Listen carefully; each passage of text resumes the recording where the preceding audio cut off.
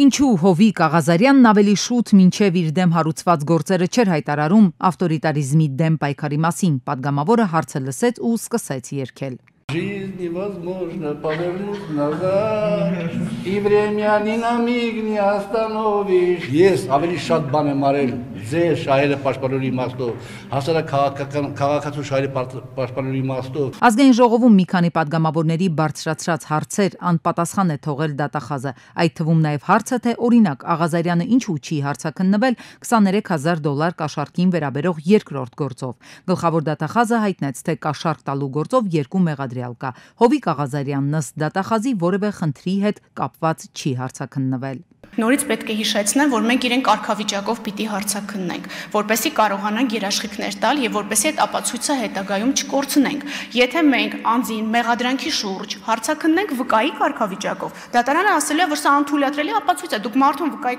կարգավիճակով կանչել եք, փաստացի հետապնդում եք։ Աղազարյանը հայտարարել է, թե գործին վերաբերող $8,000 ոչ թե կաշառք է եղել, այլ փոխառություն։ Եթե տարվա ընթացքում փոխառությունները վերցրել, բոլորս պաշտոնատար անձինք ենք, այդ թվում պարոն Աղազարյանը։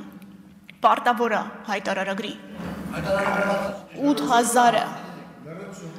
պարտավոր եք հայտարարագրել։ Շատ լավ, կգաք եւ կապը կհիմնավորեք։ Մենք ձեր ոչ մի իրավունքը երբեք, պարոն Աղազարյան, չենք սահմանափակել։ Երբ որ վկայի կարգավիճակով պարոն Աղազարյանը հարցաքննվում էր, կտրականապես ժխտում էր, որ ՍԱՏՄ պաշտոնատար անձի հետ երբևէ որևէ կոնտակտ է ունեցել։ Բայց օբյեկտիվ փաստական տվյալները ցույց տվեցին, որ հեռախոսազանգեր է ունեցել։ Դրա մասին երկու պատգամավորներն էլ բարձրաձայնեցին։ Իդեպ ըստ դատախազի ՍԱՏՄ անձը, որի հետ հեռախոսակապ է ունեցել Աղազարյանը, հայտնի է շատերին։ Նա ՍԱՏՄ-ում եղել է ժամանակավոր պաշտոնակատար։ Գլխավոր դատախազը ազգային ժողովից ներկայացրեց նաև պատիվ ունեմ խմբակցության պատգամավոր Տարոն Մարգարյանի նկատմամբ քրեական հետապնդում հարուցելուն համաձայնություն տալու մասին միջնորդագիրը։ Երևանի նախկին քաղաքապետը մեղադրվում է 2 դպրոցի եւ 1 մանկապարտեզի տարածքները ապօրինաբար օտարելու եւ փողերի լվացման մեջ։ Գնահատելով քրեական վարույթով հավաքված ապացույցները, գլխավոր դատախազը արձանագրեց, որ կան բավարար փաստեր, որպեսզի պատգամավոր Տարոն Մարգարյանի նկատմամբ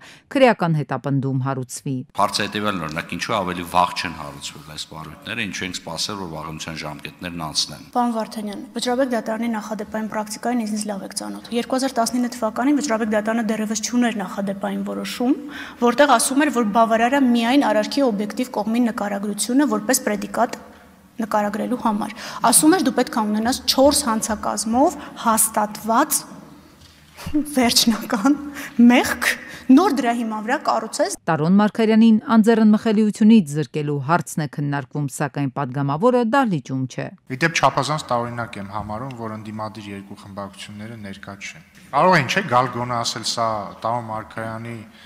քաղաքական ակտիվ գործունեության դեմ է ուղղված, բայց նույնիսկ դա չեն ասում։ Հովիկ Աղազարյանին պատգամավորական իմունիտետից զրկելու քվեարկությանը մասնակցեց 67 պատգամավոր կողմ, քվեարկեց 65 պատգամավոր դեմ, երկուսը Տարոն Մարգարյանին զրկեցին 67 կողմ ձայներով։